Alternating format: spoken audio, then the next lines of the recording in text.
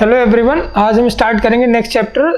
आपका जो class NCERT का जो 10th चैप्टर है दैट इज वेक्टर अलजेब्रा। ठीक है, तो जैसा कि बेसिक आइडिया आप सभी को होगा एक वेक्टर्स के बारे में, वेक्टर क्या होता है, मैथमेटिकली वेक्टर को कैसे डील करेंगे वो हम इस चैप्टर में देखेंगे। ठीक है, तो स्टार्ट करते हैं विद द वेक्टर्स। तो जैसा कि हम जानते हैं वेक्टर क्वांटिटी, देखो फिजिकल जो क्वांटिटीज होती हैं बेसिकली हम दो तरह से डिवाइड करते हैं। हमारी वेक्टर क्वांटिटीज होती हैं और एक स्केलर क्वांटिटीज होती हैं। तो जैसा कि हम देखते हैं फिजिक्स में भी वेक्टर क्वांटिटी है। वेक्टर क्वांटिटी हम कौन सी वेक्टर क्वांटिटीज कहते हैं? वो क्वांटिटीज जिसमें मैग्नीट्यूड के साथ साथ डायरेक्शन भी हो ना, वो क्या कहलाती है? वेक्टर क्वांटिटीज कहलाती है। Scalar quantity having only magnitude है ना। तो अच्छा, वेक्टर क्वांटिटी फिजिक्स में हम जो मीनिंग है वो क्या है? Magnitude plus direction. तो वेक्टर क्वांटिटी अगर मैं लिखूं तो ये हो जाएगा magnitude as well as direction, magnitude as well as direction. ठीक है, स्केलर क्या होती हैं? Only magnitude, only magnitude, magnitude होगा पर कोई भी डायरेक्शन नहीं होगी। अच्छा, वेक्टर क्वांटिटीज बेसिकली मैथ्स की अगर हम बात करें तो वेक्टर क्वांटिटीज मैग्नीट्यूड और डायरेक्शन तो होता ही है, पर इसमें एक चीज नोटिस करें कि वेक्टर क्वांटिटीज हमेशा जो है वो एडिशन, जो हमारे जो एडिशन लॉ है ना, वेक्टर एडिशन को फॉलो करेंगी। ठीक है, जैसे कि मैं क्या कहना चाह रहा हूँ उसको मैं आगे एक्सप्लेन करूंगा। कुछ ऐसी क्वांटिटीज हैं जैसे कि अब आप देखो, अगर आप फिजिक्स के हिसाब से अगर मान लेते हैं एक क्वांटिटी की अगर हम बात करें, पहले तो इसके एग्जांपल समझ लेते हैं मैग्नीट्यूड प्लस डायरेक्शन के। जैसे डिस्प्लेसमेंट की बात करें या डिस्टेंस की बात करें, तो डिस्टेंस में अपन को ये पता है कि 10 किलोमीटर, पर ये नहीं पता कि कौन सी डायरेक्शन में है ना। तो वो तो स्केलर में रखा जाता है। और वेक्टर में क्या है? डिस्प्लेसमेंट। तो अपने को पता है टूवर्ड्स ईस्ट, टूवर्ड्स वेस्ट, तो अपना डायरेक्शन भी साथ में असाइन कर दी, इसलिए उसको वेक्टर क्वांटिटी कहते हो आप। अब बात ये आती है जैसे कुछ और क्वांटिटी है, जैसे कि मान लेते हैं करंट है। ठीक है, करंट है। करंट के केस में क्या है कि डायरेक्शन भी है, मैग्नीट्यूड भी है। 5 एम्पियर का किस तरफ पता है, लेकिन करंट जो है ना वो वेक्टर एडिशन को फॉलो नहीं करता, वेक्टर एडिशन को फॉलो नहीं करता। दैट्स वाई हम नहीं कह सकते कि करंट जो है वेक्टर क्वांटिटी है। ठीक है तो उसमें एक और नाम दिया जाता है, उस पर हम ज़्यादा डिटेल में नहीं जा रहे हैं। तो ये चीज़ आप ध्यान रखें। तो magnitude plus as well as direction और जो वेक्टर एडिशन जो है उसको भी फॉलो करना चाहिए। तो ये चीज़ जो है वो आप नोट करें। ठीक है,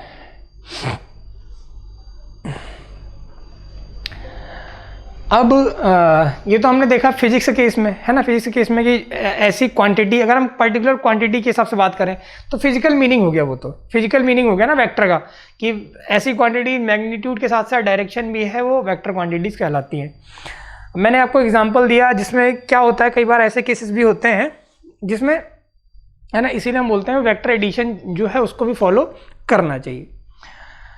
अब वो एडिशन जो है किस तरह से होते हैं वो हम देखेंगे, बाद में देखेंगे। फिलहाल हम mathematical description of vector and scalar की बात करें तो अगर मैं मैथमेटिकल डिस्क्रिप्शन देखूं तो जैसे मैं लाइन की बात कर रहा हूं, जैसे देखो यहाँ डायग्राम में दिख रहा होगा, डायरेक्ट यहाँ पर एक टर्म लिखा हुआ है, the term is directed line segment, है ना। एक टर्म लिखा हुआ है that is directed line segment. तो डायरेक्टेड लाइन सेगमेंट का मतलब है एक लाइन का पार्ट। डायरेक्टेड लाइन सेगमेंट का मतलब है, पहले चीजें क्लियर होनी चाहिए, डायरेक्टेड लाइन सेगमेंट का मतलब है लाइन का एक पार्ट, ठीक है, जिसके डायरेक्शन आपने असाइन कर दी। Any given portion of a given straight line, मान लेते हैं स्ट्रेट लाइन। भाई लाइन की जब आप बात करते हो ना, जब आप लाइन की बात करते हो, जैसे फॉर एग्जांपल अगर आप लाइन की बात कर रहे हो तो दिस इज लाइन। अब लाइन की कोई डायरेक्शन अपने को नहीं पता है कि है ना इसके डायरेक्शन क्या है, लेकिन जब मैं दिस इज लाइन एल, है ना, this is general line L. अब मैं अगर इस पे सेगमेंट की बात करूं, ये पॉइंट असाइन कर दूं, तो जो ए बी है ये लाइन सेगमेंट है। ए बी जो है वो क्या है? लाइन सेगमेंट है। ए बी एक लाइन सेगमेंट है। ए बी एक लाइन सेगमेंट है। ए बी लाइन सेगमेंट है। और अगर मैं इसकी डायरेक्शन बता दूं, या तो इस तरह से या इस तरह से, तो अब ये जो है वो डायरेक्टेड लाइन सेगमेंट हो गया। तो अगर मैं इसकी इसलिए हम इसको लिखते कैसे हैं? ए बी, है ना, इस तरह वेक्टर को इस तरह से लिखा जाता है। तो ये जो है ये हो गया डायरेक्टेड लाइन सेगमेंट। तो जो टर्म है वो क्या है? Directed line segment. तो जब भी आप बोल रहे हो डायरेक्टेड लाइन सेगमेंट, तो डायरेक्टेड लाइन सेगमेंट अपने आप में एक वेक्टर क्वांटिटी है, ठीक है। डायरेक्टेड लाइन सेगमेंट जो होगा वो एक वेक्टर क्वांटिटी होगी, क्लियर। तो फिजिकल मीनिंग थोड़ा सा डिफरेंट है, उसमें हम क्वांटिटीज़ के हिसाब से बात कर रहे हैं, पर मैथमेटिकली जब हम वेक्टर को ट्रीट करेंगे तो हम इस तरह से देखते हैं कि कोई भी लाइन की कोई डायरेक्शन फिक्स नहीं है। तो अगर मैं उसका एक सेगमेंट ले लूँ, सेगमेंट का मतलब मैंने उसका मैग्नीट्यूड फिक्स कर दिया, मैग्नीट्यूड का मतलब उसकी लेंथ पता है मेरे को, और डायरेक्शन पता है कि इस किस डायरेक्शन के अलोंग है। तो एरो है ना, ये एरो जिस तरफ लगा हुआ है ऐसा ये डायरेक्शन इस तरफ की डायरेक्शन को शो कर रहा है, और ये वाला इस तरफ, यानी कि A to B और ये B to A। तो अगर मैं या तो AB हो जाएगा, या फिर दूसरा आप इसको ऐसा लिख सकते हो BA। अगर आप इसकी बात कर रहे हो तो AB, इसकी बात कर रहे हो तो BA। तो these are the vectors in case of, इसका मैथमेटिकल मीनिंग है, ठीक है। तो लिखें ये वाली बात। और इसमें where two end points are distinguished as initial and terminal, जैसे मैं A to B की बात करूंगा, जैसे देखो यहाँ पर दोबारा बता देता हूँ, इस पर्टिकुलर केस में ना अगर आप A से B की बात कर रहे हो, तो A से B की बात कर रहे हो तो इनिशियल B टर्मिनल। तो इस केस में ना A जो है वो इनिशियल पॉइंट है, B टर्मिनल पॉइंट है। AB के केस में जैसा कि यहाँ पर लिख लो, अगर ऐसे बात कर रहे हो, AB के केस में अगर बात कर रहे हो तो ये इनिशियल पॉइंट है, ये टर्मिनल पॉइंट है। दिस इज इनिशियल पॉइंट और ये टर्मिनल पॉइंट है। ये A जो है वो इनिशियल पॉइंट है और B जो है वो टर्मिनल पॉइंट है, ठीक है। और अगर BA के केस में बात करेंगे, BA के केस में बात करेंगे, जैसे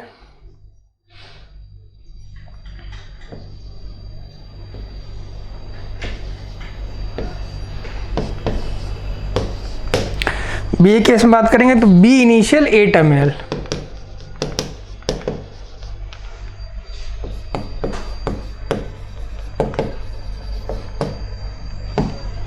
B इनिशियल और A टर्मिनल।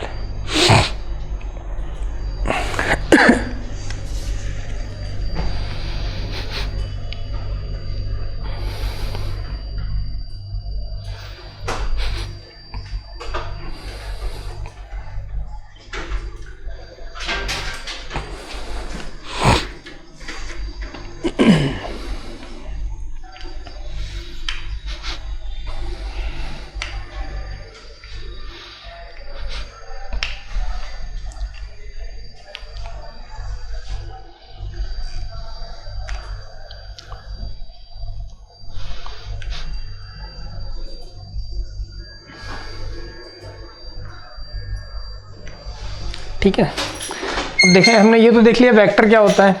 अब कुछ छोटे छोटे टर्म है साथ में देख लेते हैं। जैसे कि मैंने बताया आपको वेक्टर जो है, इसमें कुछ टर्म बताए, फिर से लिख रहा हूँ मैं।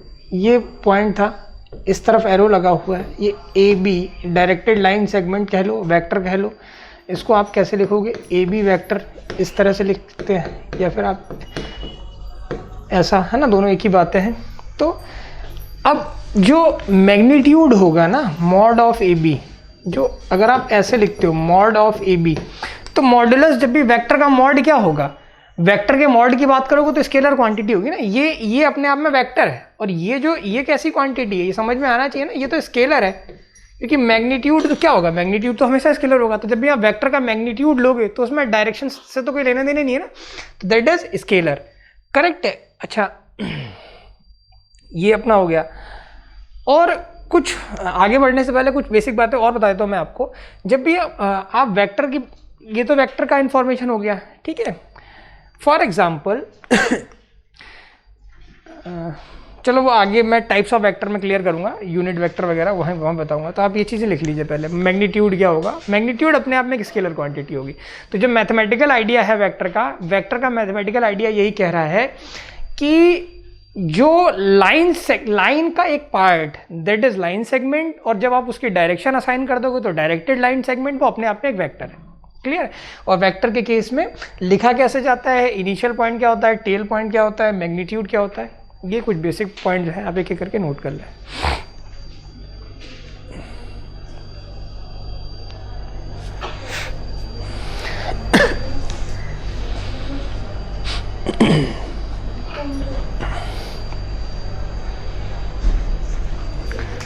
अगला जो है वो है वेक्टर। अगला जो है वो क्या है? वेक्टर।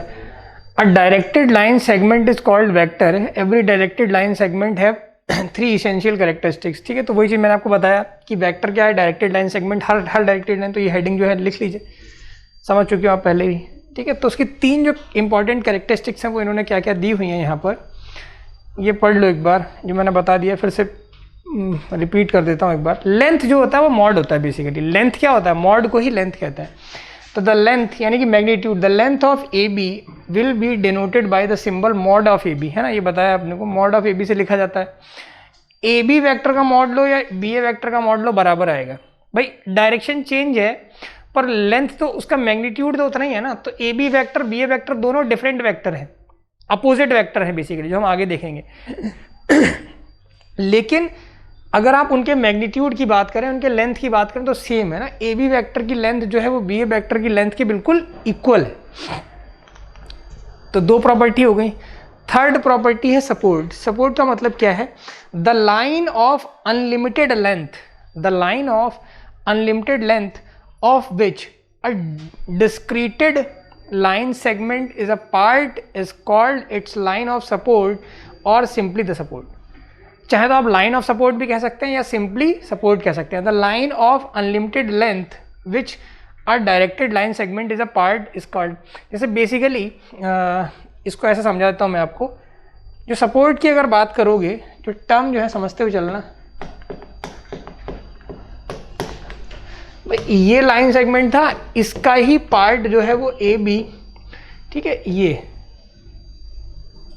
ठीक है। तो ये जो भी वेक्टर है ये है, या फिर इसके अलॉन्ग दूसरा, तो ये जो ये वाला जो पार्ट है पूरा, ये इसका लाइन ऑफ सपोर्ट कहलाता है। क्या कहलाता है?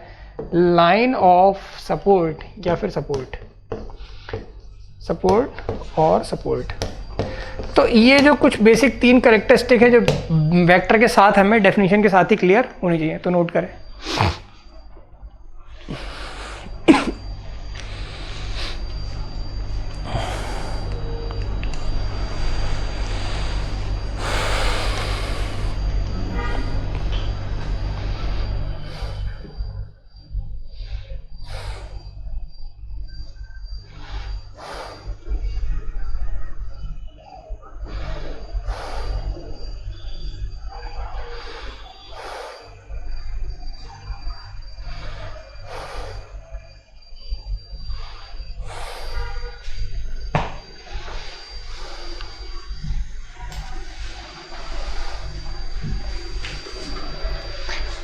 अगला जो सेंस एक टर्म है, ये क्या होता है?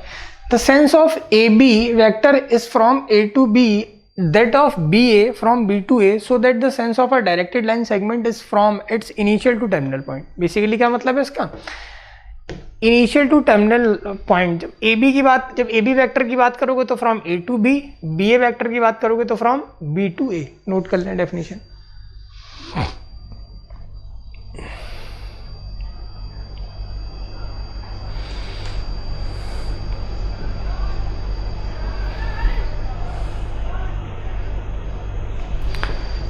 अगला जो है वो है स्केलर। स्केलर आप जानते ही हैं, any real number is a scalar. ठीक है, कोई भी रियल नंबर जो होगा वो क्या होगा? स्केलर होगा। स्केलर बेसिकली मैग्नीट्यूड है ना, लेंथ है, लंबाई है, जो भी जिस क्वांटिटी की रिगार्डिंग बात हो रही है, तो वो स्केलर है। Any real number is a scalar, note कर सकते हैं आप, any real number is scalar. तो बेसिकली चैप्टर तो हमें वेक्टर का ही पढ़ना है, वेक्टर की प्रॉपर्टी देखनी है।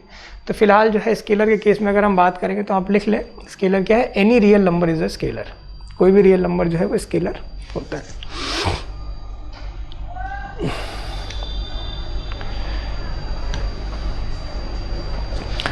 कुछ 2-1 पॉइंट्स हैं। Classification of vectors. Basically vector बहुत तरह के होते हैं, लेकिन जो स्टैंडर्ड क्लासिफिकेशन है वो 2 तरह की कैटेगरी होती है। एक फ्री वेक्टर होते हैं, एक लोकलाइज्ड वेक्टर होते हैं। इन मैथ्स हमें जो वेक्टर के बारे में जो टाइप्स ऑफ वेक्टर हम पढ़ेंगे, या जो भी वेक्टर के बारे में सब ध्यान रखना आप, हम जो भी वेक्टर के बारे में पढ़ेंगे वो सारे फ्री वेक्टर्स के बारे में स्टडी करेंगे। हमें लोकलाइज्ड वेक्टर से कोई लेना देना नहीं है, पर ये टाइप होता है इसलिए हमें जानकारी के लिए पता होना चाहिए। पर हम मैथमेटिक्स के अंदर, ठीक है, जो भी हम वेक्टर्स की स्टडी करेंगे वो सारे फ्री वेक्टर्स के बारे में पढ़ेंगे। फ्री वेक्टर्स का बेसिक मतलब क्या होता है, देखो लोकलाइज्ड वेक्टर बहुत डिटेल में आपको समझने, मतलब आप ये समझ लो लोकलाइज्ड वेक्टर का मतलब क्या होता है, जो वेक्टर फिक्स नहीं है। जैसे टॉर्क की बात करोगे तो टॉर्क जो होता है ना वो उसके अबाउट है ना, उसको आप मूव नहीं कर सकते। एक ऐसा नहीं, जैसे आप डोर पे, जैसे फिजिक्स में आपने देखा होगा है ना, डोर है तो फिक्स है एक जगह पे, ठीक है। अब जैसे फ्री वेक्टर्स की अगर हम बात करेंगे तो फ्री वेक्टर्स क्या होते हैं कि ऐसा वेक्टर जिसको आप कहीं पर भी डिस्प्लेस कर सकते हो। जैसे कि मान लेते हैं ये वेक्टर है, अगर कुछ इस तरह से समझो तो फ्री वेक्टर्स का मतलब क्या है। जैसे मान लेते हैं ये एक वेक्टर है, ठीक है, ये एक दूसरा वेक्टर, ये वेक्टर है। अब मान लेते हैं कि ये इसी प्लेन में एक दूसरा वेक्टर पड़ा हुआ है, ये ए वेक्टर है और ये बी वेक्टर है। मेरी बात समझना, आप चाहें तो इसको, ठीक है, ये वेक्टर यहां शिफ्ट कर सकते हैं, this is your B vector. तो ये जो बी वेक्टर है इसको आपने शिफ्ट किया ऐसे, यहां पर ज्वाइन कर दिया, ठीक है। तो इस तरह के जो वेक्टर हैं, मतलब फ्री वेक्टर का मतलब क्या है, ऐसा वेक्टर जिसको आप स्पेस में मूव करा सकते हो, उस तरह के वेक्टर्स को फ्री वेक्टर कहते हैं। और अभी हम जो चैप्टर में जो भी सारे वेक्टर पढ़ेंगे, ये जो भी प्रॉपर्टीज हम देखेंगे सब फ्री वेक्टर के केस में देखेंगे, कुछ एग्जांपल वगैरह के लिए क्लियर हो जाएगा। लोकलाइज्ड वेक्टर का एक एग्जांपल होता है टॉर्क, ठीक है, बहुत डिटेल में आप फिजिक्स में इसको स्टडी करेंगे, ठीक है। बाकी हमारा जो काम है, जो टाइप्स ऑफ वेक्टर्स आगे जो फर्दर क्लासिफिकेशन है वो सब फ्री वेक्टर्स के केस में हम देखेंगे। तो दो बेसिक स्टैंडर्ड क्लासिफिकेशन है, free vectors and localised vectors.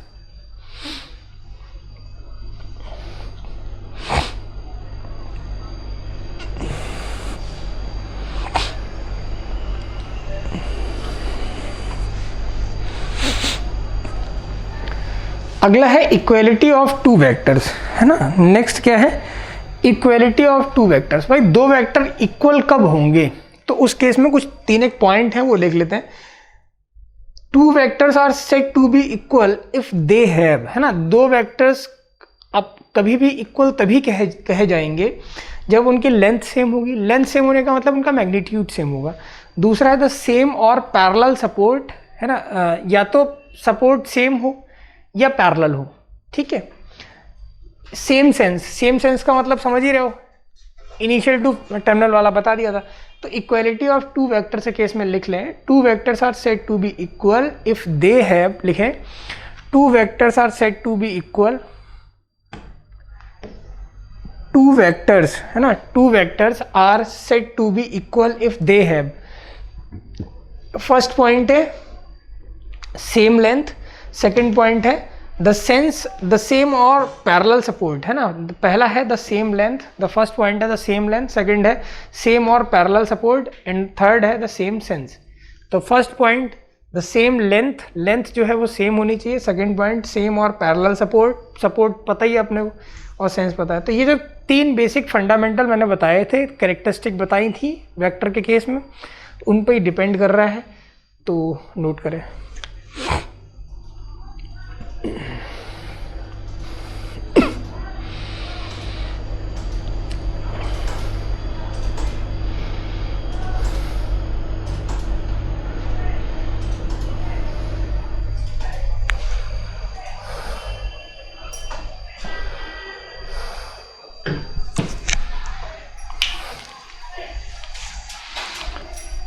अगला क्वेश्चन देखते हैं, व्हाट इज नेक्स्ट क्वेश्चन जो है, अच्छा सॉरी, अगला है algebra of vectors. Algebra of vectors का मतलब, जैसा कि मैंने स्टार्टिंग बताया था कि जब वेक्टर आप मैथमेटिकली बात करते हो तो उसमें मैग्नीट्यूड डायरेक्शन के साथ साथ मैंने बताया था कि वो वेक्टर एडिशन के लॉ को फॉलो करना चाहिए, follows the law of vector addition, है ना, follows the law of vector addition. तो इसी तरीके से जब हम अलजेब्रा ऑफ वेक्टर्स की बात करते हैं तो अलजेब्रा ऑफ वेक्टर्स में बेसिकली हमें एडिशन ऑफ वेक्टर्स देखना है। अब एडिशन ऑफ वेक्टर्स में जो इंपॉर्टेंट दो रूल हैं, पहला है triangle law of vector addition, दो लॉ हैं, first is triangle law of vector addition, second is parallelogram law of vector addition, और उसी के साथ हम एक और देखते हैं, इसको हम बोलते हैं polygon law of vector addition. तो सबसे पहले यहाँ पर अगर हम बात करें तो let A and B are two vector, जहाँ पर भी ए और बी लिखा हुआ है आप वो वेक्टर की बात कर रहे हैं ना, A vector and B vector, let A and B vector be two vectors in a plane which are represented by A B vector, है ना, and C D vector, these all are vectors, A vector B vector भी, two vectors in a plane. अगर A और B दो vectors हैं जिनको आप ए B vector और सी डी वैक्टर से रिप्रेजेंट कर रहे हो, their addition can be performed in the following two ways. उनका एडिशन जो है वो दो तरीके से परफॉर्म कर सकते हैं, जैसा कि मैंने बताया, triangle law of vector addition and parallelogram law of vector addition. तो वो वाला पार्ट आप साथ में लिखते जरूर रहे।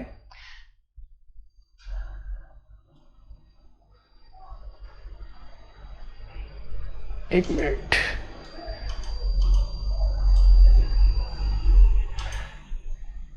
ठीक है। इसको यहां पर ट्रायंगल लॉ ऑफ पैरेललोग्राम से पहले जो है हम ट्रायंगल लॉ देखेंगे ना, पहले यहां पर लिख लीजिए triangle law of addition of vectors. तो triangle law of addition of vectors में क्या होता है कि देखो, if two vectors can be represented in magnitude and direction, अगर मान लेते हैं दो वेक्टर्स जो है मैग्नीट्यूड एंड डायरेक्शन रिप्रेजेंट कर रहे हैं, represented in by two sides of a triangle, अगर दो वेक्टर्स ट्रायंगल की दो साइड्स को रिप्रेजेंट कर रहे हैं, ठीक है, taken in order, then their sum will be represented by the third side. तो उनका जो सम है वो थर्ड साइड से रिप्रेजेंट होगा इन द रिवर्स ऑर्डर, ठीक है। अब देखें यहां पर देखें कि अगर मैं, जैसे कि ये लॉ क्या कह रहा है कि ये एक वेक्टर जो है वो ए वेक्टर है, करेक्ट है, ये पॉइंट मैंने ए और ये पॉइंट बी लिया, ठीक है, इसकी डायरेक्शन पता ही है अपने को, ये है ए बी वेक्टर है, और ये जो है एक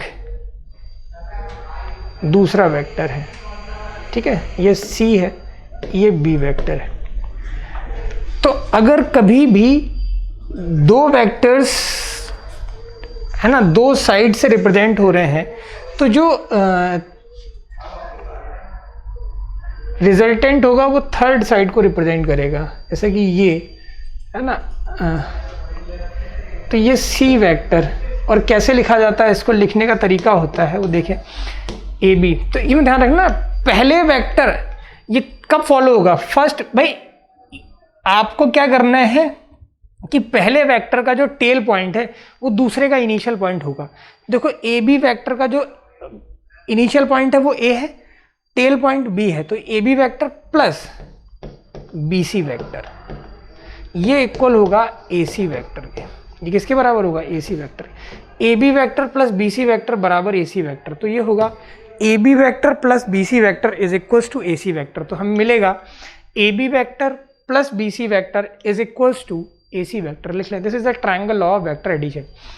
सबसे पहले मैंने क्या किया, एक वेक्टर लिया, है ना, एक वेक्टर लिया, उसका इनिशियल पॉइंट टेल पॉइंट, तो जो पहले वेक्टर का जो टेल पॉइंट है, पहले वेक्टर का जो टेल पॉइंट है यानी कि B V vector, B point B से दूसरा वेक्टर स्टार्ट होगा, that is B C vector. A B vector था, दूसरा वेक्टर स्टार्ट होगा बी सी वेक्टर। तो जो अगर ये ट्रायंगल की दो साइड्स को रिप्रेजेंट कर रहे हैं तो third side will be the resultant of these two vectors, यानी कि जो थर्ड यानी कि ए सी होगा वो क्या होगा, इन दोनों का रिजल्टेंट, यानी कि A B vector plus B C vector is equals to A C vector, यानी कि A B vector plus B C vector is equals to A C vector, लिख ले। This is the triangle law of vector addition, this is triangle law of vector addition.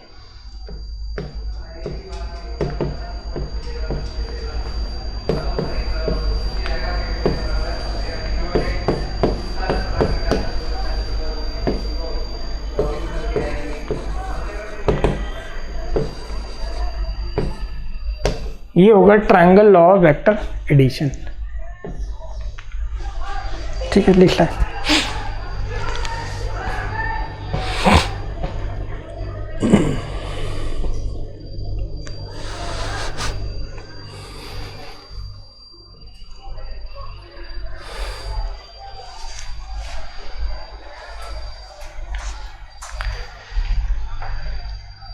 अब इसके बाद देखते हैं parallelogram law of vector addition, then polygon पे आएंगे। तो parallelogram law of vector addition पहले देख लेते हैं। तो हेडिंग डाल लें पहले parallelogram law of vector addition.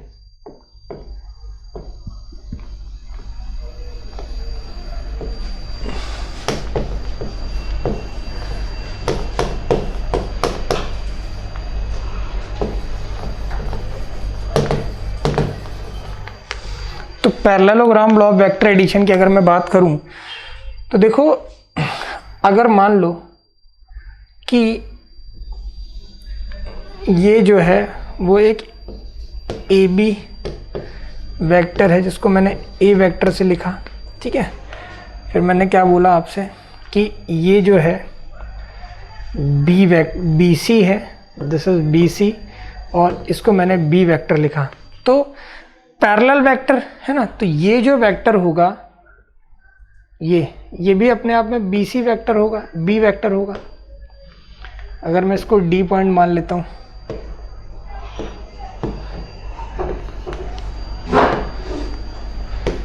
ठीक है, करेक्ट है।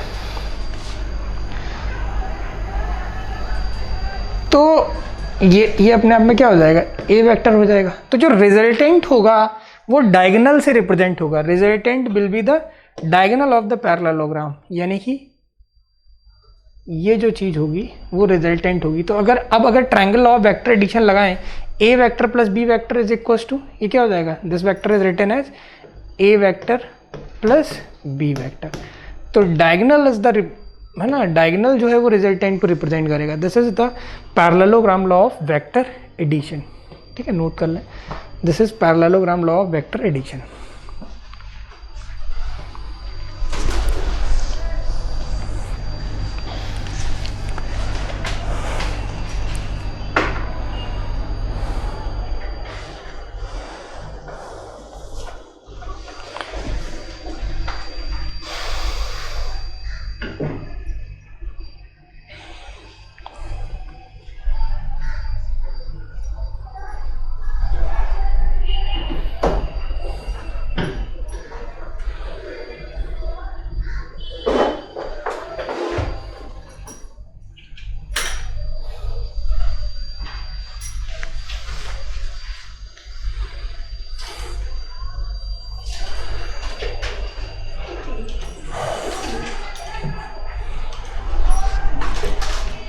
लिखा आपने ये, है ना।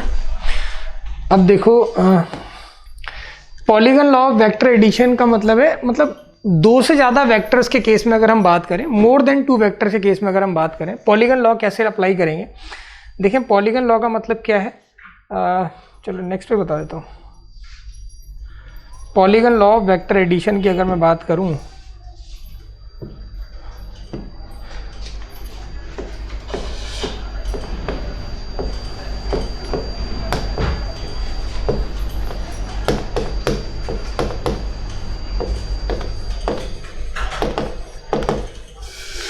Polygon law of vector addition की अगर हम बात करें तो मोर देन टू वेक्टर्स के केस में ना, मोर देन टू वेक्टर्स के केस में, जैसे कि मान लीजिए कि ये जो वेक्टर है आपका ए वेक्टर है, correct, this is your A vector.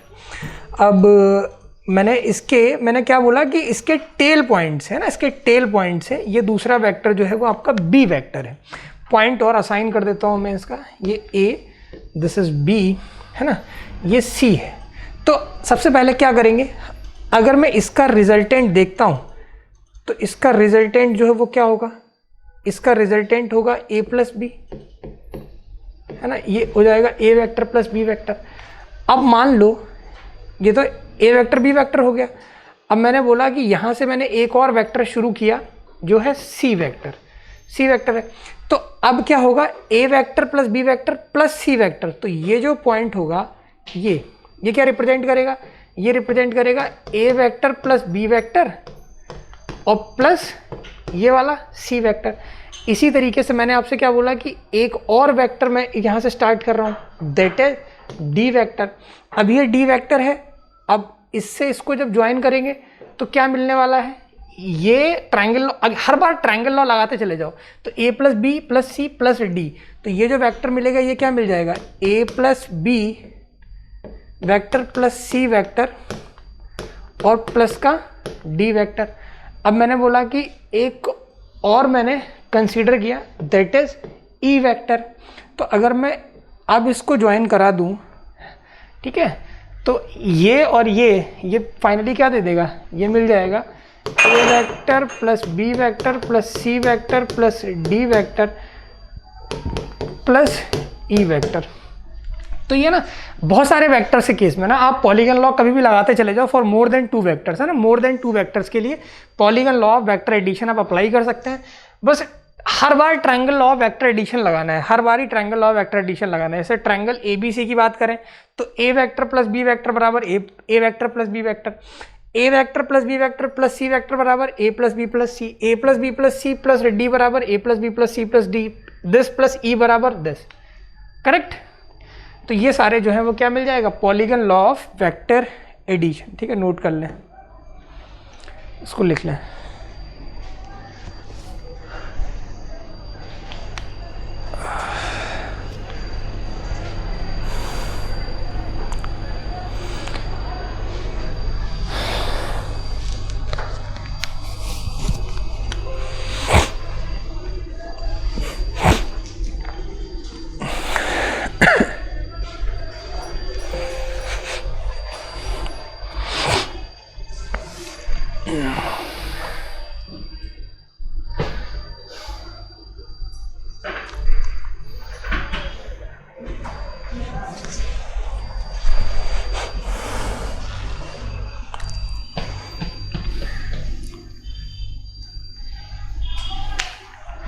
अगला जो है वो क्या है वो देखते हैं।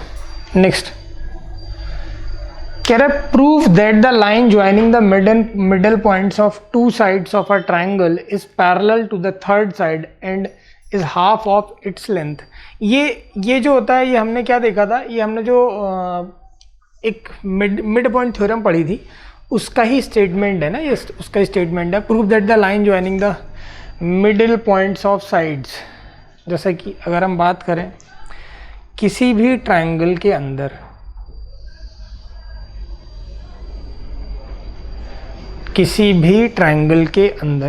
मान लेते हैं ट्रायंगल ABC, ठीक है। अब 2 पॉइंट्स के मिडल पॉइंट, ये जो है D और ये जो है E, ये मिड पॉइंट है, parallel to the third side and is half of the length. अब बेसिकली आपको ना इसमें एक पॉइंट को फिक्स करना है। अप्रोच देखें तो ये AC, ठीक है, AC लिया प्लस ये CE ले लेते हैं, CE is equal to AB, कुछ ऐसा ले लेते हैं, ठीक है, ये है अपना। अब चूंकि ये मिड पॉइंट दे रखा है ना, गिवन है कि D and E are the mid points, अपने को तो पता ही है, गिवन है D and E are mid points, ठीक है। ये डायग्राम बनाए फिर आगे प्रूफ करते हैं, लिखें।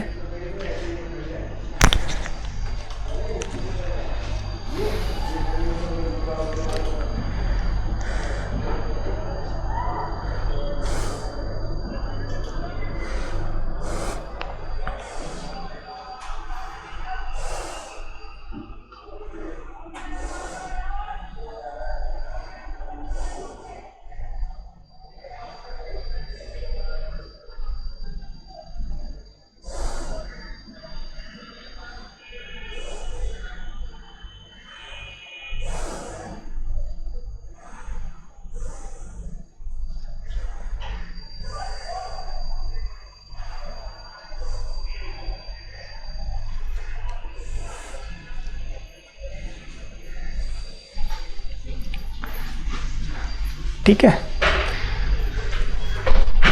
अब देखो यहां पर मैं ये लिखूंगा ना, जो DA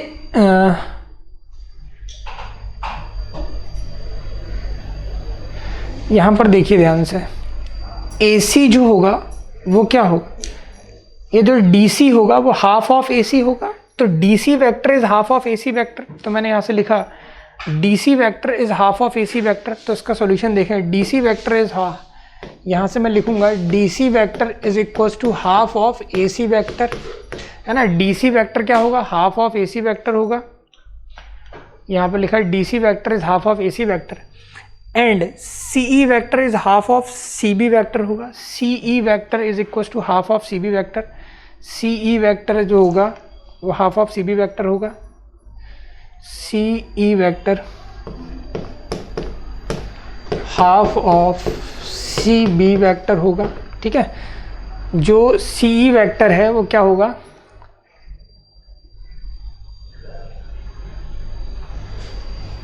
सी वेक्टर होगा half of C B vector, correct है। अब मैं क्या कर रहा हूँ, apply triangle law in triangle A B C, है ना। तो applying the triangle law in A B C, मुझे पता है कि A C plus C B is equal to A B, A C plus C B is equal to A B.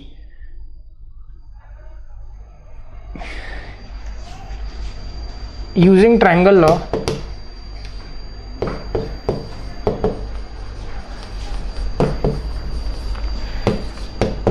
A C plus C B is equal to A B.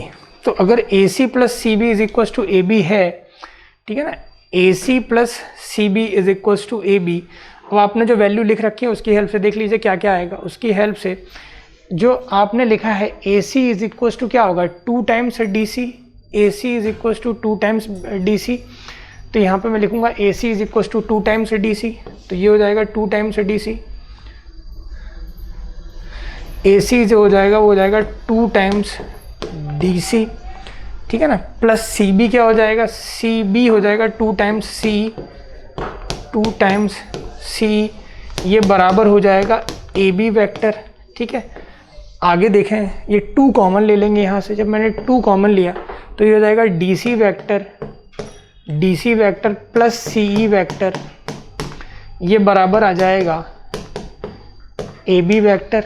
तो यहाँ से D C vector plus C E vector, ये बराबर हो जाएगा half of A B vector, ये आ जाएगा half of A B vector, ठीक है ना। तो आपने देखा डी सी प्लस सी ई ये किसके बराबर आ रहा है, हाफ ऑफ ए बी के बराबर आ रहा है। और उसने क्या बोला था, ठीक है ना, ये देखो डी सी, उसने बोला था joining the middle points of two side D is equal to half of B. अब देखो डी सी प्लस सी ई ये क्या हो जाएगा, डी ई के बराबर हो जाएगा D C plus,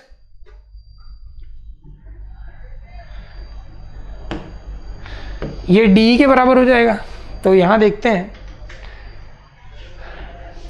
D C plus सी क्या हो जाएगा, डी ई के बराबर। इसको मैं लिख सकता हूँ डी, तो जैसे मैं इसको लिखा the triangle law of vector addition से अगेन, तो D is equal to half of A B आ गया, यही प्रूफ करना था। तो मतलब डी जो है वो ए बी का आधा आ गया, तो ये प्रूफ हो जाएगा। और उसने बोला पैरेलल और प्रूफ करना है, तो पैरेलल वाला पार्ट जो है बेसिकली एक आगे का थोड़ा सा आगे का कॉन्सेप्ट है, जब हम कोलिनियर वेक्टर पढ़ेंगे तो उसकी हेल्प से होता है। बेसिकली होता क्या है, मैं यहाँ पर थोड़ा सा एक्सप्लेन कर देता हूँ कि कोलिनियर, जैसे मान लेते हैं अगर ए और बी 2 कोलिनियर वेक्टर्स हैं, यहाँ पे मैं थोड़ा सा कॉन्सेप्ट बता देता हूँ आपको। तो ये तो पैरेलल हो गया। अब एक टर्म आगे पढ़ेंगे कोलिनियर वेक्टर, ऐसे बताता हूँ कि मान लेते हैं अगर ए और बी 2 वेक्टर हैं, कोलिनियर है, तो एक वेक्टर को दूसरे के स्केलर प्रोडक्ट के फॉर्म में लिख सकते हैं। अगर एक वेक्टर दूसरे के स्केलर प्रोडक्ट के बराबर आ रहा है, किसी स्केलर मल्टीपल के बराबर आ रहा है, तो वो दूसरे वेक्टर के पैरेलल होगा या कोलिनियर होगा। अच्छा ठीक है, तो उसकी हेल्प से आप वो कॉन्सेप्ट लगा के आप बोल सकते हो, जैसे कि मैंने यहाँ पे देखा कि डी को हाफ ऑफ ए बी तो प्रूफ कर दिया। अब उसके बाद चूंकि डी जो है वो हाफ क्या है, स्केलर क्वांटिटी है, तो डी जो है वो स्केलर मल्टीपल है ए बी का। चूंकि यहाँ पर डी जो है वो स्केलर मल्टीपल है ए बी का, दिस मीन्स कि डी ए बी पैरेलल है ना। तो D half of A B and D is parallel to A B, दोनों बातें जो है प्रूव हो गई। क्वेश्चन को नोट कर लें।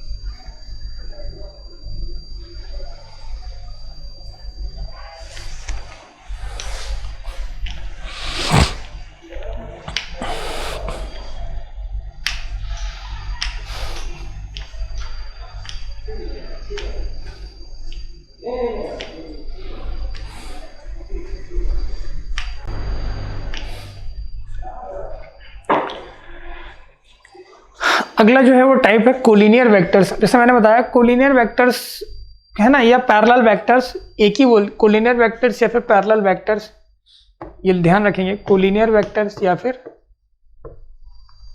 Parallel vectors. तो अगर मैं कोलिनियर वेक्टर्स की बात करूं तो बेसिकली कोलिनियर वेक्टर का मतलब समझ गए, जैसे कि या तो एक लाइन के अलॉन्ग हो या पैरेलल। अब पैरेलल इसमें क्यों ऐसा कह रहा हूँ कि मैंने आपको थोड़ी देर पहले ही बताया अभी कि जब हम देख रहे हैं तो फ्री वेक्टर्स की बात कर रहे हैं। अब मान लो कि ये जो है ना कोई ए वेक्टर है, लेट से ये ए वेक्टर है और ये बी वेक्टर है। अगर ये ए और बी वेक्टर है और ये फ्री वेक्टर है तो आप इसको उठा के यहाँ रख सकते हो आराम से, तो ये बी वेक्टर, तो ये क्या है, कोलिनियर वेक्टर है। ठीक है, तो कोलिनियर और पैरेलल का फंडा सेम है, दोनों वेक्टर एक ही नाम से बोले जा सकते हैं कोलिनियर वेक्टर। इसमें कॉन्सेप्ट क्या होता है, कोलिनियर वेक्टर या पैरेलल वेक्टर के केस में अगर हम बात करें तो कोलिनियर वेक्टर और पैरेलल वेक्टर में बेसिकली आपको एक पॉइंट जो है बहुत अच्छे से याद रखना है, वो याद रखना है कि दो वेक्टर्स, यहाँ पर लिख देता हूँ मैं, कोलिनियर वेक्टर और पैरेलल वेक्टर के केस में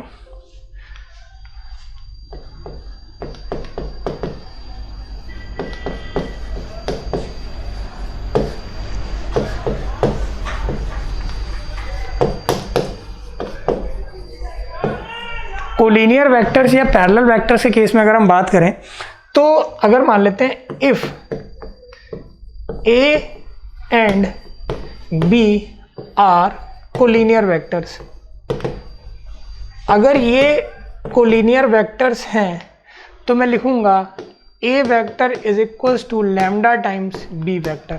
कैसा लिखूंगा मैं, A vector can be written as lambda times B vector, जहां पर lambda is a scalar quantity है ना, ये कॉन्सेप्ट जो है वो लिख लें, लैम्डा इज एनी स्केलर।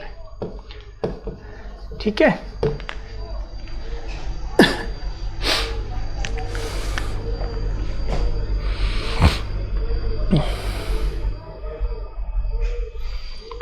जैसे मान लो एक वेक्टर कुछ ऐसा दे रखा है, लेट से पी वेक्टर है एक, नीचे लिख देता हूँ सेकंड पॉइंट में, जैसे मान लेते हैं सेकंड पॉइंट पी वेक्टर लिखा हुआ है a1x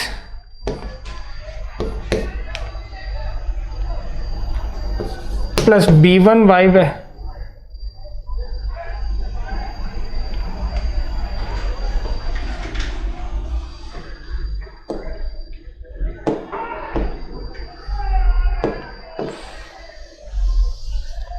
एक और कॉन्सेप्ट यहाँ पर ऐसे भी लिखा जा सकता है इसको, भाई दो वेक्टर अगर यूनिट वेक्टर्स की फॉर्म में लिखे हुए हैं। अब चलो मैं आगे डिस्कस करूँगा कि ये भी यूनिट वेक्टर हमने देखा नहीं, तो फिलहाल आप ये कॉन्सेप्ट लिख लें, तो अगला वाला मैं इसके बाद बताऊँगा जब मैं यूनिट वेक्टर बता दूंगा आपको। ठीक है, तो ये तो कोई नहीं, कोलिनियर वेक्टर या पैरेलल वेक्टर के केस में आप ऐसा लिख सकते हैं। अगला है को इनिशियल वेक्टर्स। तो को इनिशियल वेक्टर्स कैसे, नाम से क्लियर हो रहा है, को इनिशियल वेक्टर का मतलब जिनके इनिशियल पॉइंट सेम हो ना, को इनिशियल वेक्टर का मतलब जिनके इनिशियल पॉइंट सेम है। अब जैसे मान लो ये एक वेक्टर ए वेक्टर है, this is a A vector, और ये दूसरा वेक्टर जो है वो बी वेक्टर है, दोनों वेक्टर्स के ना इनिशियल पॉइंट सेम है, या ओ लिख लो या कुछ भी लिख लो, इनिशियल पॉइंट सेम होना चाहिए बस, है ना। तो ये फंडा क्या है, initial point same, same initial point लिख दो।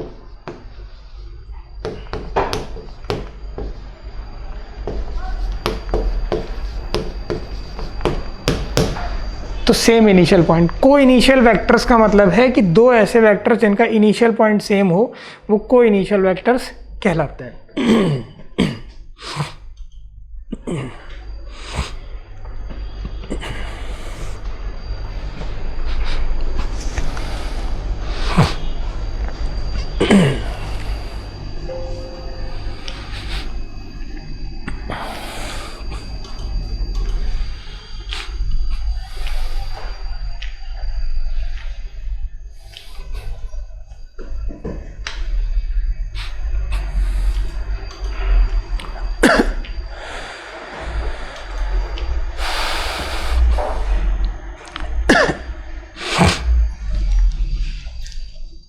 अब वो कह रहा है, अगला एक क्वेश्चन देखो, इसी पे करते हैं। क्वेश्चन क्या कह रहा है कि find the value of lambda, lambda निकालना है।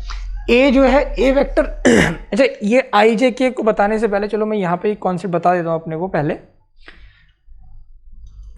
चलो वो कॉन्सेप्ट भी डिस्कस कर लेते हैं पहले। बेसिकली यूनिट वेक्टर, चलो मैं यहीं पे पहले कंप्लीट कर देता हूँ ना। यूनिट वेक्टर क्या होता है वो देख लो, हेडिंग डाल रहे यूनिट वेक्टर। यूनिट वेक्टर और पोजीशन वेक्टर, ये 2 पॉइंट हैं। या एक मिनट में चल चेक कर लेता हूँ पहले वो हेडिंग कहाँ पे है। कोप्लेनर वेक्टर्स हैं, पोजीशन वेक्टर, जीरो और नल वेक्टर। पोजीशन वेक्टर पहले डिस्कस कर लेता हूँ, यूनिट वेक्टर है ना। तो पोजीशन और यूनिट वेक्टर में पहले डिस्कस कर लेता हूँ, देन फिर मैं वो क्वेश्चन करके फिर आगे चलेंगे। तो पहले हेडिंग डाल लीजिए आप, यूनिट वेक्टर, ठीक है। तो यूनिट वेक्टर जो है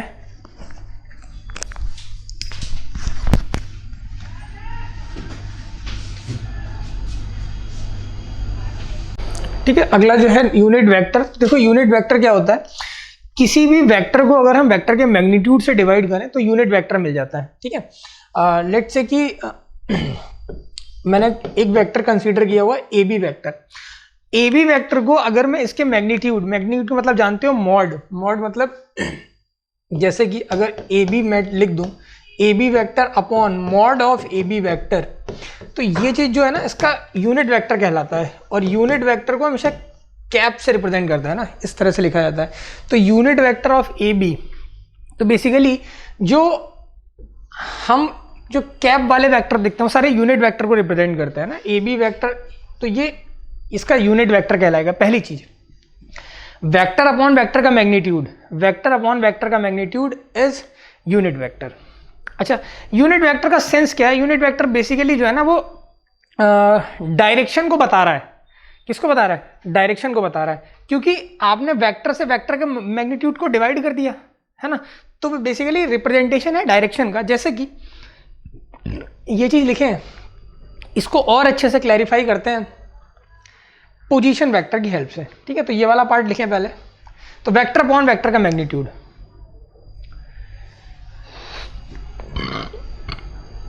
क्या हो जाएगा? Vector upon magnitude of vector,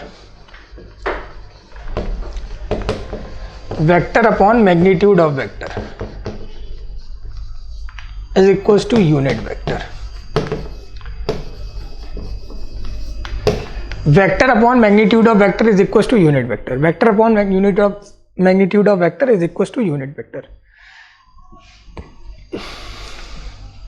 ठीक है, अब देखो हेडिंग डालते हैं पोजीशन वेक्टर, बात करते हैं पोजीशन वेक्टर की। तो अगर मैं बात करूं पोजीशन वेक्टर की,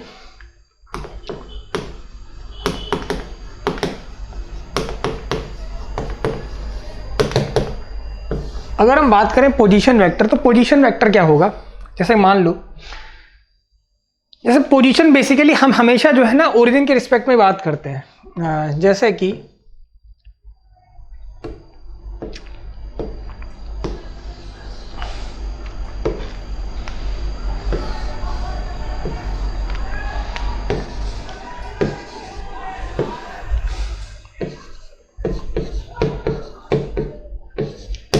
ठीक है, ये तो देखो x के अलोंग यूनिट वेक्टर को हम i कैप लिखते हैं, y के अलोंग यूनिट वेक्टर को j कैप लिखते हैं और z के अलोंग यूनिट वेक्टर को k कैप लिखते हैं। तो बेसिकली यूनिट वेक्टर का क्या मतलब है? i j के जो आप देखते हो, i j का क्या मतलब है? x के along unit vector i cap है, मतलब i कैप जो है वो बता रहा है कि वेक्टर जो है वो डायरेक्शन उसकी क्या है? x एक्सिस के अलोंग है। ये x एक्सिस जो x एक्सिस है ना, ये वाली डायरेक्शन जो है i कैप, ये वाली डायरेक्शन जो है j कैप, ये वाली डायरेक्शन जो है k कैप। अब पोजीशन वेक्टर का क्या मतलब है? पोजीशन वेक्टर का मतलब ये है कि जैसे थोड़ा सा और अच्छे से समझते हैं। जैसे मान लो ये मैंने बोला ये आपका x है, ये y है और ये z है। अपने को पता है ये तीनों परपेंडिकुलर है, क्योंकि हम इस पर नहीं बना सकते एक्चुअली, तो पता ही है ना। ये वाली डायरेक्शन जो है वो कुछ इस तरह से है, जो ये वाला ये बाहर की तरफ है, तो ये प्लेन पे बनाना पॉसिबल नहीं है। तो ये ऑल जो है परपेंडिकुलर है। यहाँ पर भी इसी तरीके से, अब मैंने माना कि यहाँ पर कोई पॉइंट है, लेट से यहाँ पर एक पॉइंट है P, जिसके कोऑर्डिनेट मैंने जैसे 2D में देखते हैं ना वैसे ही सेम है, XYZ है। पर वेक्टर की फॉर्म में लिखो कैसे? वेक्टर की फॉर्म में लिखने के लिए क्या करेंगे? ये पॉइंट जो है वो 0 0 0 है, हमेशा ओरिजिन के रिस्पेक्ट में ही देखी जाती है जब पोजीशन की बात करोगे। तो पोजीशन जब आप इसको ना, ये जो पी वेक्टर जैसे लिखा हुआ है, तभी ये लिखा हुआ है, तो जो पी वेक्टर अगर आप इसको लिख रहे हो तो जो पी वेक्टर है इसका मतलब है कि ओपी वेक्टर, ये अपने आप में क्या है, ओपी वेक्टर है। तो जो पी वेक्टर लिखो इसको, इसका मीनिंग जो है ना वो ओपी वेक्टर ही है, इसका जो मीनिंग है वो क्या है, ओपी वेक्टर। ठीक है, तो जो ओपी वेक्टर है ये कैसे लिखा जाएगा?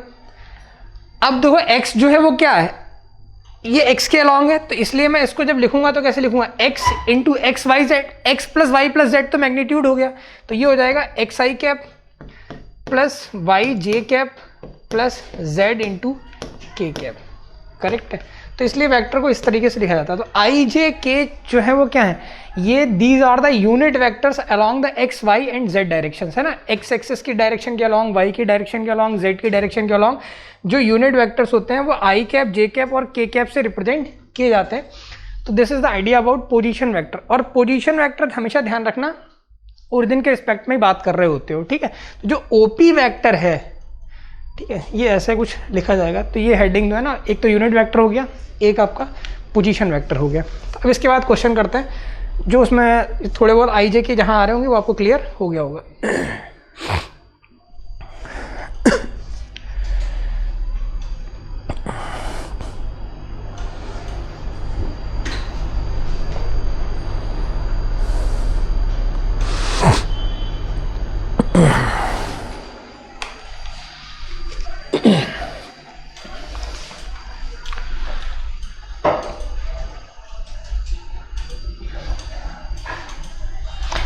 कह रहा था value of lambda when a is equal to 2i minus 3j plus k, है ना। a वेक्टर देखो क्या दिया हुआ है, a वेक्टर गिवन है, a vector is 2i minus 3j plus k, a vector दिया हुआ है। एंड b वेक्टर क्या दिया हुआ है, b वेक्टर दिया हुआ है 8i plus lambda j plus 4k, ठीक है, ये दिया हुआ है पैरेलल। अब पैरेलल के लिए a बराबर लैम्डा भी, आप इसको ना दो तरीके से कर सकते हैं, या तो a बराबर लैम्डा भी, लेकिन लैम्डा भी का जब कॉन्सेप्ट लगाओगे तो सोचो उसमें होगा क्या, a बराबर लैम्डा बी के केस में क्या होगा कि यहाँ पर तो आपको एक अननोन ये है और एक अननोन आप और लोगे, तो दो अननोन जो हैं वो कैसे एक इक्वेशन से सॉल्व नहीं होंगे। इसलिए क्या करेंगे हम, यहाँ पर एक तरीका और होता है कि अगर दो वेक्टर पैरेलल है तो वो लिख लें आप, मैं यहाँ पे बता दे रहा हूँ कि if two vectors are parallel, कैसे, यहाँ पे लिखवा देता हूँ, if two vectors are parallel, two vectors are parallel, और वो दो वेक्टर्स कौन कौन से दिए हुए हैं, जैसे मान लो ए वेक्टर जो है, या ए वेक्टर की जगह मैं यू वेक्टर ले रहा हूँ, यू वेक्टर जो है वो क्या लिखा हुआ है, u वेक्टर जो है वो लिखा हुआ है a1i प्लस, है ना, a2j plus a3k cap. v vector लिखा हुआ है b1i plus b2j plus b3k। तो जो हो जाएगा वो क्या हो जाएगा, पैरेलल वेक्टर से केस में a1 upon b1 is equals to a2 upon b2 is equals to a3 upon b3, ठीक है, ये होगा a1 upon b1 is equals to a2 upon b2 is equals to a3 upon b3। यही concept यहाँ पे apply करना है। एक तो हमने a बराबर लैम्डा बी का कॉन्सेप्ट बताया था, ठीक है। तो यहाँ पर अगर ये वेक्टर पैरेलल है तो आप कॉन्सेप्ट लगा दो, ये बराबर होगा, यानी कि 2/8 जो होगा ये बराबर होगा -3 लैम्डा के एंड 1/4 के। किसी भी ना सॉल्व कर लो, जरूरत नहीं ना, देखो ये भी तो 1/4 ही दे रखा है। तो बेसिकली हो क्या रहा है, लैम्डा जो है बराबर हो रहा है, दिस इम्प्लाइज दैट लैम्डा जो है वो बराबर हो रहा है -12 के, यही आंसर है। तो लैम्डा की वैल्यू क्या है, -12, ठीक है। तो एक तो a बराबर लैम्डा बी कोलिनियर है पैरेलल वेक्टर के केस में, और बाकी जो है उनके रेशियो जो है वो भी सेम होते हैं पैरेलल वेक्टर से केस में। तो आप लैम्डा जो है यहाँ से फाइंड आउट कर सकते हैं, lambda is equals to -12, note करें।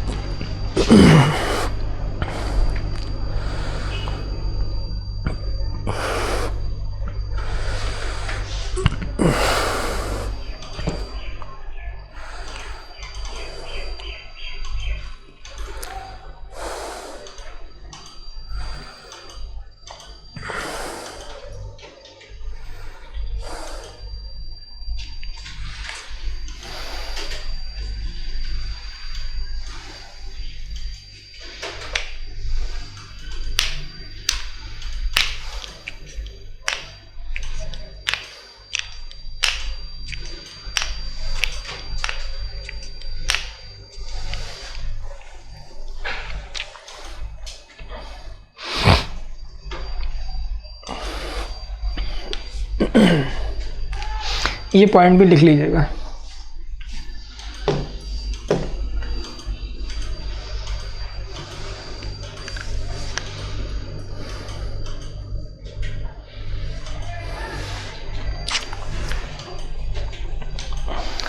अगला है कोप्लेनर वेक्टर्स।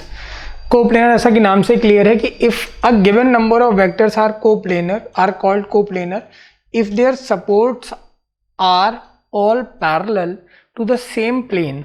नोट दैट, कह रहा है कि if their supports are all, है ना, parallel to the same plane. ठीक है, अगर उनके सपोर्ट्स जो अपने को पता है क्या होता है, जिस लाइन के अलॉन्ग वेक्टर है ना, जैसे पर्टिकुलर लाइन, उसका लाइन सेगमेंट जो है वेक्टर कहलाता है, तो वो उसका जो लाइन है वो उसका सपोर्ट कहलाता है, ये हमने पढ़ लिया है। तो two vectors are always coplanar. भाई दो वेक्टर जो होंगे वो हमेशा क्या होंगे, कोप्लेनर ही होंगे। ठीक है, तो लिख लें, कोप्लेनर वेक्टर्स में हैव एनी डायरेक्शंस और मैग्नीट्यूड, मतलब कोई भी डायरेक्शन और मैग्नीट्यूड हो सकता है। ये पॉइंट जो है वो नोट कर दें आप। थ्योरी लिख लें।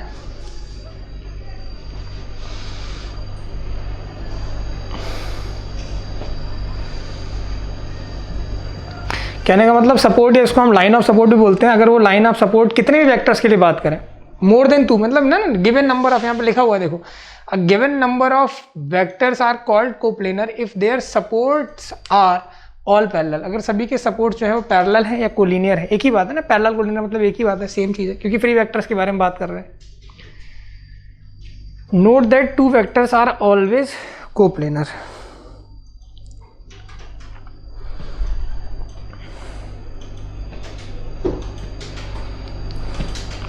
बेसिकली सेम प्लेन में होनी चाहिए। सेम प्लेन का मतलब जैसे मान लो एक प्लेन ये है, तो इस प्लेन में जितने भी वेक्टर, ये दो वेक्टर है, कोप्लेनर है।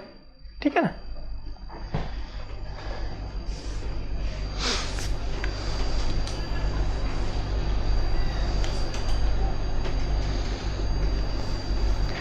पोजीशन वेक्टर मैंने आपको बताया ना, पोजीशन वेक्टर क्या होता है। पोजीशन वेक्टर बेसिकली कि जैसे कि फिर से एक बार ही बता देता हूँ, position vector PV short form में लिखते हैं इसको, पोजीशन वेक्टर को, पोजीशन वेक्टर को शॉर्ट में लिखते हैं पीवी। ये ए वेक्टर है, ठीक है, ये कोई और दूसरा है, बी वेक्टर है। ठीक है, जैसे ऐसा छो, इसको ऐसा लिखो, जैसे ये ए ओ ए वेक्टर है ना, ओ ए वेक्टर, ओ ये ए, तो ये ओ ए वेक्टर जो है, ठीक है, ये जिसको ए वेक्टर है, करेक्ट है, तो ये ओरिजिन के रिस्पेक्ट में ना ओ ए वेक्टर, करेक्ट। और वेक्टर लिखने का तरीका क्या होता है, लास्ट माइनस फर्स्ट होता है। जैसे कि मान लो ना, ये जैसे आपको अपने को ना ये वाला पॉइंट क्यों ऐसा हो रहा है, ये क्योंकि ये पॉइंट 0 0 0 है, आप समझना मेरी बात, और ये पॉइंट जो है ना वो x y z है, तो x minus 0, y minus 0, z minus 0, that's why, है ना। तरीका क्या है लिखने का, जैसे मान लो लेट से इसको ऐसे समझ, ये तो बात समझ गए होगे।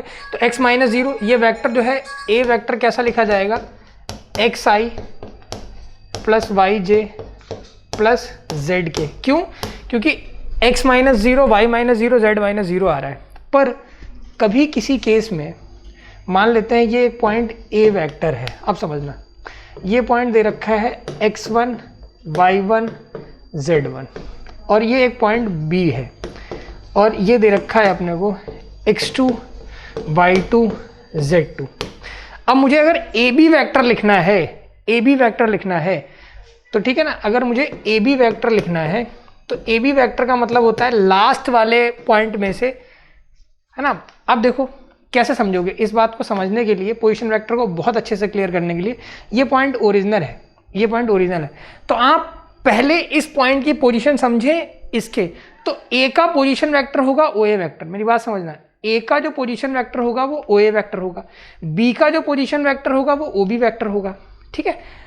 अब चूंकि तो पहले ओ ए क्या होगा, x1 minus zero y1 minus zero z1 minus zero, तो यही आएगा। तो यानी कि जो ओ ए वेक्टर लिखा जाएगा, ओ ए वेक्टर लिखा जाएगा x1 i cap plus y1 j cap plus z1 k cap.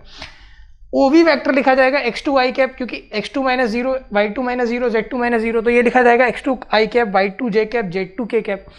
तो अगर मैंने ओ ए ओ बी दोनों लिखा तो जो ए बी वेक्टर होगा, ए बी जो वेक्टर होगा, समझे मेरी बात, ए बी वेक्टर क्या होगा, ओ बी वेक्टर, यानी कि जब मैं इसको ऐसे लिखता हूँ कैसे, और किसी भी पॉइंट का पोजीशन वेक्टर उसके स्मॉल अल्फाबेट से रिप्रेजेंट किया जाता है, तो ए का पोजीशन वेक्टर ए वेक्टर लिखा जाता है और बी का पोजीशन वेक्टर बी वेक्टर लिखा जाएगा। छोटी छोटी बातें ध्यान रखना, किसी भी पॉइंट का पोजीशन वेक्टर उसके स्मॉल अल्फाबेट से लिखा जाता है, तो अगर ये पॉइंट ए है तो इसका पोजीशन वेक्टर स्मॉल ए वेक्टर लिखा जाएगा, ये पॉइंट बी है तो इसका पोजीशन वेक्टर जो है वो स्मॉल बी वेक्टर लिखा जाएगा।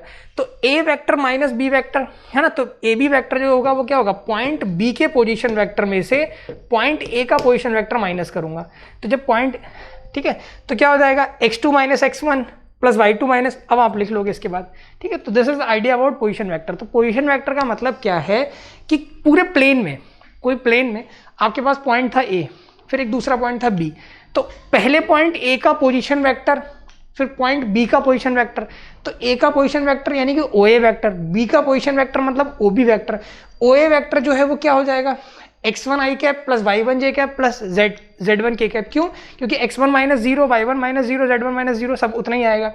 फिर ओ बी वेक्टर क्या आएगा, x2 i cap plus y2 j cap plus z2 k cap. फिर जो ए बी वेक्टर होगा, ए बी वेक्टर क्या होगा, x2 minus x1 i cap plus y2 minus y1 j cap plus z2 minus z1 k cap. तो A B vector is equal to B vector minus A vector, note करें। तो देखिए ये complete जो है idea है position vector के बारे में।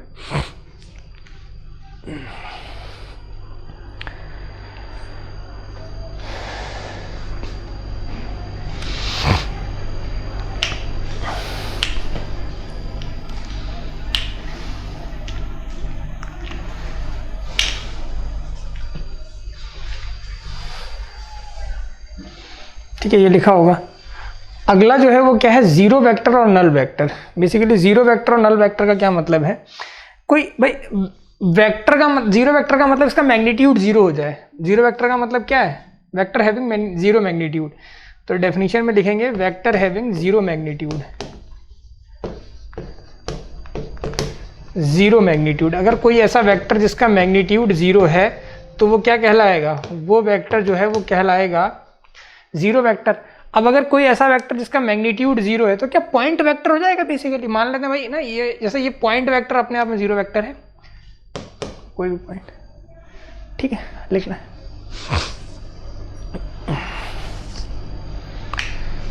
भाई ऐसा समझो ना कि भाई मतलब वेक्टर क्या होता है, कोई इनिशियल पॉइंट और एक, जैसे ये इनिशियल पॉइंट है और ये इसका टेल पॉइंट है। अब अगर इनिशियल और टेल पॉइंट एक ही पॉइंट पे आ जाए तो पॉइंट हो जाएगा ना, पॉइंट हो जाएगा, दैट इज जीरो वेक्टर।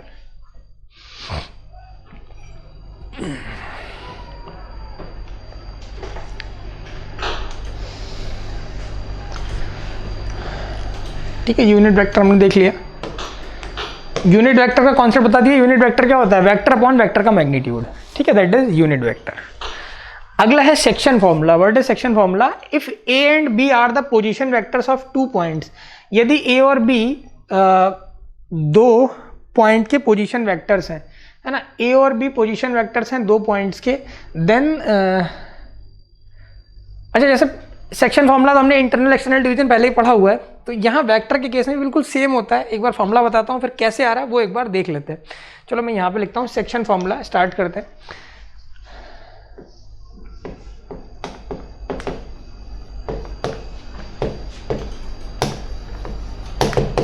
अब देखो, अगर मैं सेक्शन फॉर्मूला की बात करूँ तो सेक्शन फॉर्मूले की बात करें तो क्या मतलब है कि अगर कभी ये पॉइंट है ए, है ना, एक कोई पॉइंट है ए, ये कोई पॉइंट है बी। अब मान लो इस पॉइंट ए का, अब पोजीशन वेक्टर समझना, पॉइंट ए का पोजीशन वेक्टर जो है वो ए वेक्टर है, पॉइंट बी का पोजीशन वेक्टर बी वेक्टर है। किसके रेफरेंस में होता है? ओरिजिन के रेफरेंस में होता है। पॉइंट ए का position vector A vector, point B का पोजीशन वेक्टर सी वेक्टर। अब मान लो कि अगर कभी पॉइंट सी, एक पॉइंट सी है जिसका पोजीशन वेक्टर सी वेक्टर है, इसका पोजीशन वेक्टर सी वेक्टर है, ठीक है। पॉइंट पी का पोजीशन वेक्टर जो है क्या है? सी वेक्टर है। और अगर पॉइंट सी ए बी को एम रेशियो एन के रेशियो में डिवाइड कर रहा है, ठीक है, तो इंटरनल डिवीजन अपन जानते हैं क्या होता है। तो जो सी वेक्टर होगा वो क्या होगा? सी वेक्टर होगा M B plus N A upon M plus N. C vector क्या होगा? M B plus N A upon M plus N. ये बता है। इसको करने के लिए ना, इसको कैसे करोगे, अप्रोच क्या होनी चाहिए। अब ऐसे ये सेक्शन फॉर्मूले में दो चीजें होंगी, एक इंटरनल एक्सटर्नल। तो ये this is for internal division, जो अभी हम देखेंगे that this is for internal division. ये किसके लिए होगा? इंटरनल डिवीजन के लिए।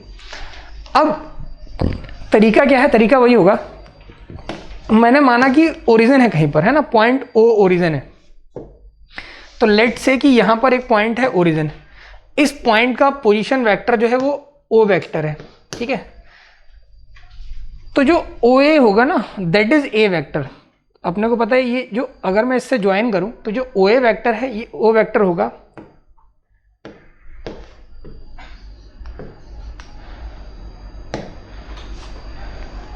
ये पॉइंट जो है इसका पोजीशन वेक्टर सी वेक्टर मैं यहाँ लिख रहा हूँ, और ये पॉइंट सी है, ठीक है।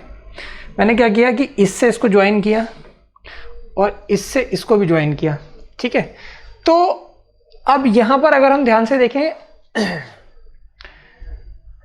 तो ए बी है ना, जो सी है, पॉइंट सी डिवाइड कर रहा है किसको? ए बी को। तो C A upon C B is equals to क्या दिया हुआ है? एम बाई एन दिया हुआ है।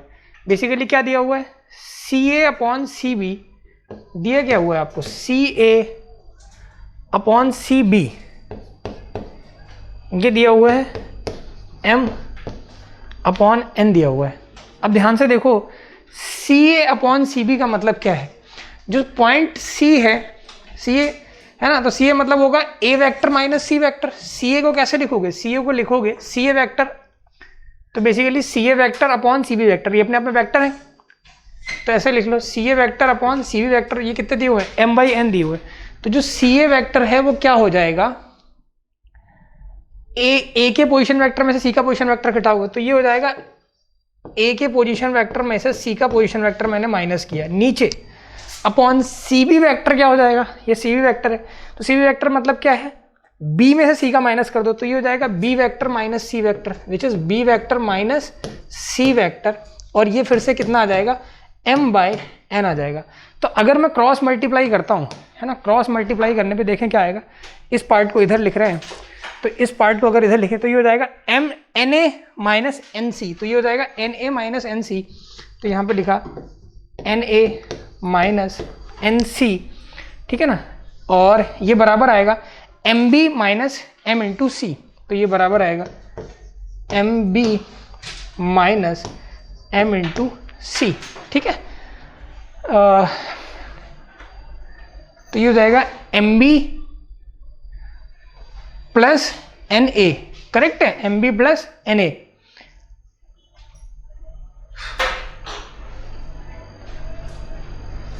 ठीक है, तो देख ले, हाँ, तो यहां पर ये हो जाएगा सी ए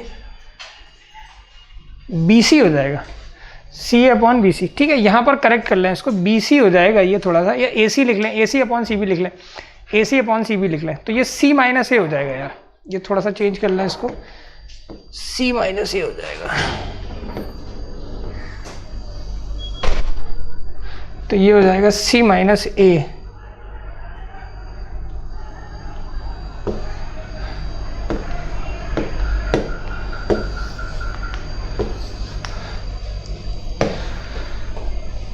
ए सी अपॉन सी बी, तो यहाँ पर लिखा जाएगा ये ए सी अपॉन सी बी, ये बराबर हो जाएगा C vector minus A vector, ठीक है। तो ये हो गया N C minus N A, तो यहाँ पर हो जाएगा N C minus N A,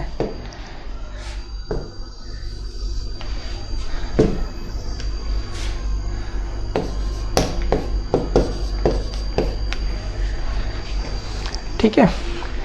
तो M B plus N A, तो ये हो जाएगा, इधर जोड़ दो तो एम, देखो ये एम प्लस एन, और कॉमन क्या आ जाएगा, सी वेक्टर कॉमन आ जाएगा, इधर हो जाएगा M B plus N A, हो जाएगा ना।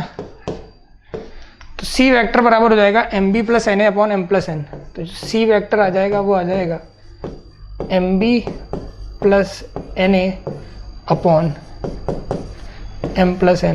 तो this is the formula for internal division. तो जो वेक्टर के इंटरनल डिवीजन का फॉर्मूला है, इसका डेरिवेशन आप इस तरह से कर सकते हैं।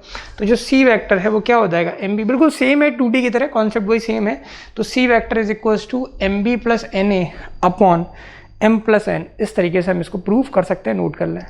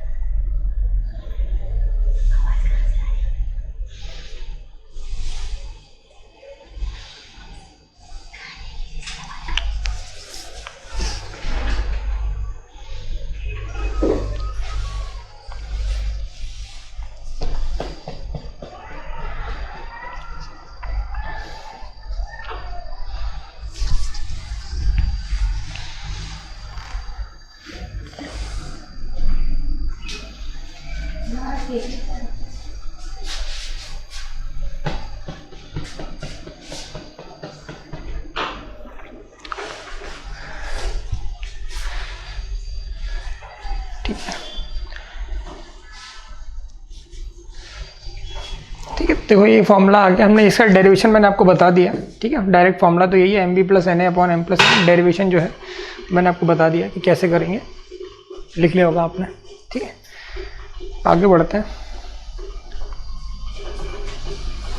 ऐसे एक्सटर्नल डिवीजन का फॉर्मूला है, वहाँ पर माइनस साइन आ जाता है, सिंपल ना एक्सटर्नल डिवीजन के केस में। तो जब मैं बात करूँगा एक्सटर्नल डिवीजन की, तो उस केस में क्या हो जाता है, ये जो देखो डायग्राम सामने बना हुआ है ना, ओसी वेक्टर जो है इस केस में आर वेक्टर, जिसके ये लिखे हुए हैं, हमने सी वेक्टर लिया, यहाँ आर वेक्टर लिया है, तो ये क्या हो जाएगा M B minus N A upon M minus N. अब इसको प्रूफ करने के लिए ना सेम तरीके से आप प्रूफ कर सकते हैं, कोई बहुत टफ चीज़ नहीं है, इसका प्रूफ आसानी से किया जा सकता है। कैसे करेंगे, देखो भाई ना, यहाँ पर भी ना ये सी पॉइंट डिवाइड कर रहा है, तो वही सेम चीज़ है ना, A C upon B C again M by N है, कुछ नहीं करना है, A C upon B C M by N है अगेन।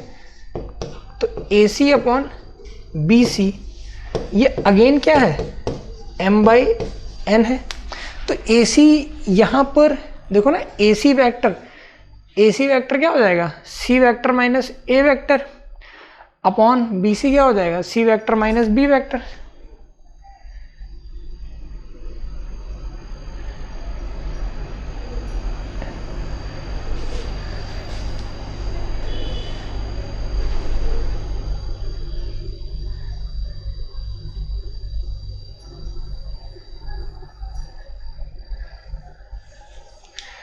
ठीक है।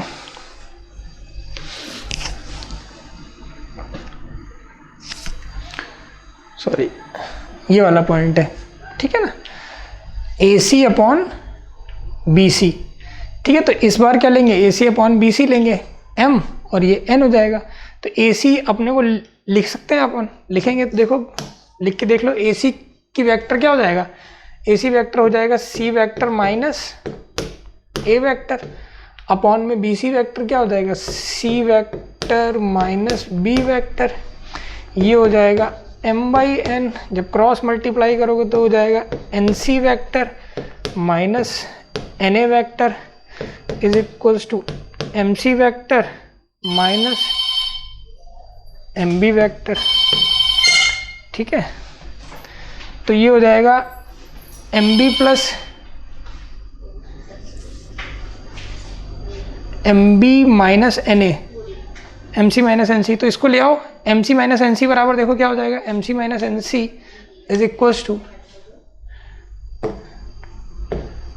MC vector minus NC vector बराबर हो जाएगा, इधर देखो मैंने क्या किया, MC vector minus NC vector is equals to MB vector minus NA vector, MB vector minus NA vector.